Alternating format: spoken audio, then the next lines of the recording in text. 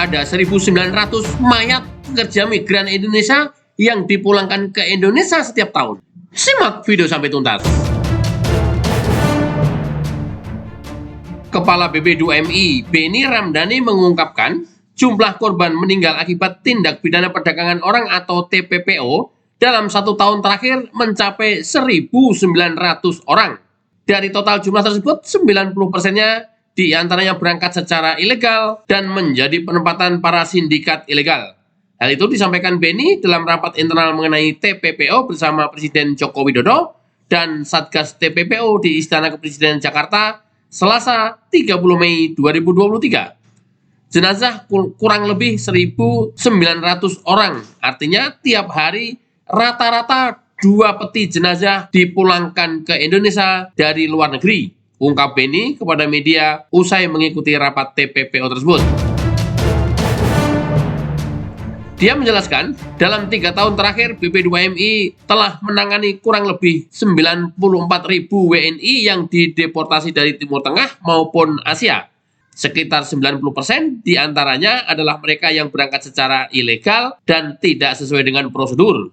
Diyakini 90% dari angka itu diberangkatkan oleh sindikat penempatan ilegal pekerja migran Indonesia, kata Benny. Selain itu, BP2MI menangani 3.600 WNI yang mengalami depresi berat, hilang ingatan, bahkan cacat secara fisik. Menurut Benny, kondisi tersebut diakibatkan oleh penganiayaan serta kondisi kesehatan yang tidak memenuhi syarat untuk bekerja di luar negeri. Karena yang ilegal pasti tidak pernah mengantongi hasil medical check-up, termasuk tes psikologi yang diwajibkan kepada mereka yang berangkat secara resmi, ujarnya.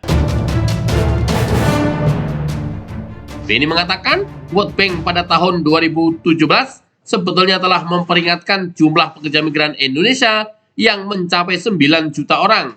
Jumlah tersebut tidak sesuai dengan data yang tercatat di sistem BP2MI yang angkanya hanya sekitar 4,7 juta WNI. Jadi asumsinya adalah ada sekitar 4,3 juta mereka orang Indonesia bekerja ke luar negeri yang berangkat tidak sesuai dengan prosedur dan diyakini oleh sindikat penempatan ilegal, kata Benny. Dalam rapat di Istana Kepresidenan, Benny mengatakan bahwa Presiden Jokowi telah menegaskan perang melawan sindikat TPPO. Di BP2MI sendiri, Benny mengaku telah memecat salah satu ASN yang diduga terlibat dalam sindikat penempatan ilegal. Ini kejahatan kemanusiaan yang negara tidak boleh tunduk atau kalah melawan para sindikat dan mafia, ujar Benny. Informasi dikutip dari berbagai media massa.